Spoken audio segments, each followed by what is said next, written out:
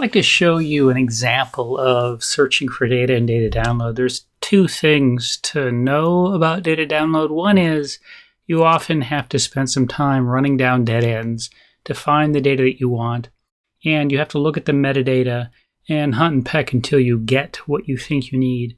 The second thing is there's pre-processing often involved with many of these data sets to get it into a useful form for you. So we're working with some cities data in part of this lab.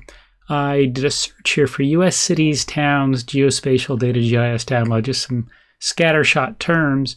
And I have a list here of things that are given up to me. So I look at these in the first miscellaneous vector data, cities and towns, EPA. That's not so useful. ArcGIS, world cities, I want US, so I skip past that. Cities in the US, pubs, this is a publication. I actually looked at that thinking there might be a link and spent some time going back and forth through this important metadata, but it's just the metadata. There's no link back to the data that actually collects to the live data. So download by country, this DIVA, it's a private set. I get to the national map. This is where I found stuff before, so I started to investigate here first. So quite a few links down. Nah, I don't want to take your survey, they often ask. So looking here at the national map and the national map viewer, so the first thing is, well, let's take a look at where the data might be. And so I open this viewer because you often have these visual ways to select data by location. And I see, download data. So I'll left click on that. It opens another viewer.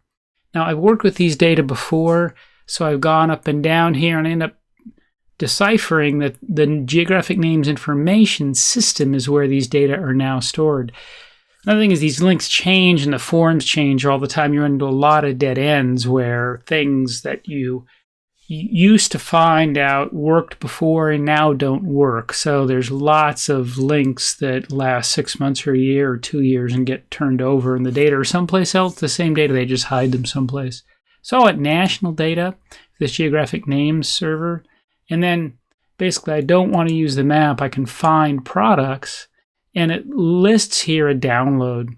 When I click on the download, it starts to download the data. Now that takes quite a long time. I tell it to save it someplace. But you'll see here that then it downloads the data and I get this national file that downloads, and I can open that file. It ends up that file has a bunch of data in it I don't need, as well as the cities. So I looked around some more with this GNIS national map server. In various other places, this board on geographic names, and it ends up that a download from this board of geographic names, domestic names, allows me to download the domestic names, and that brings me to this populated places file that has the city's information in it for all the populated places of the United States. Now, I found the data after sort of a half an hour of searching, but now I have to process the data in the various steps. So if I double left click on this, my helper app in this case is a text app, and I say, there are a list of names in the first row, and then the rows have the data. So these are the item names. And I went back and read the metadata and got sort of the sense of the data. It ends up that these data have a delimiter that's this vertical line, and the ID I don't need, the name I probably want, and then it has a latitude and a longitude in the list. So I want to import those data. We've gone over before how to import those data, but first I want to change to a comma-separated file, so the CSV files that we used to import text data that have latitude and longitudes before. And we do that basically through Excel.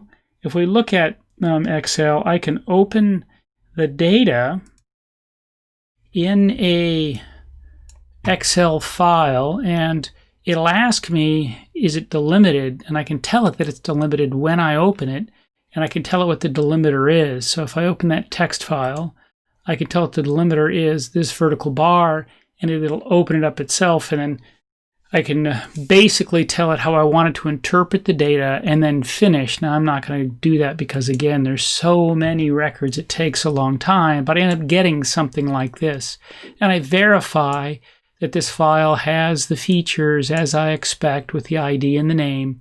And these two important pieces, this primary latitude and primary longitude, but those are in a format I don't want. The DMS, I don't want. I want the DEC. So that's basically a decimal latitude and longitude. Once I've identified those, I can then go to the tool in QGIS that we've described before for opening CSV file, right? When I open the CSV file, I have it tell it the file name, tell it what type, tell it whether I need to discard header. In this case, not. The first record has the field names. I've gotten that from the metadata. It's point coordinates, so I have to tell the geometry, and I also then want to tell it what are the X and the Y fields. In this case, it's that primary longitude for the X, right? The east-west as a DEC, and the primary latitude for the Y. So I go back and forth with these, and again, I'll add them now. Again, for the sake of time, I won't have you sit through the creation of these, but it ends up basically adding this data set that covers the entire U.S. territories. I'll zoom to the layer. And this is all the cities in the U.S., including Alaska and Hawaii, and then all the outlying constituencies. So all the islands in Oceania, all the other things that the U.S. has. So I've got all these data, and now I can subset the data or work with those data as I want. Now, there are many other places I might find data. So, for example, that ArcGIS data set that it described earlier has world data. There's another good source of data for the world. It's the natural Earth data. If you're making global products, this natural Earth data allows you to download data of many types at various scales. So if you're working at the regional to national scale, these large scale data are useful. Medium scale, small scale. So if you're going to continental or global, and they have cultural, physical, and raster data. So the cultural and physical are both vector data, but you can get the county boundaries or details or breakaway or disputed areas, roads, railroads, other things. And one of the things it has is cities. So you can download cities for these populated places, they call them. And you can have a rich set or a fine set. And so I downloaded those also. So this gives you sort of an idea of the coverage. Now, it's much scanter coverage. So here, if I zoom into the US, I have populated places from the natural Earth data. And then here I have it from the USGS data. So you can see there's a much higher density, but it ends at the US border. So you can find the data you want. Now, some data have population associated with it. Some data have other features besides names and population. But generally, there are data out there. It just takes you a while to find them and then to work out the processing chain.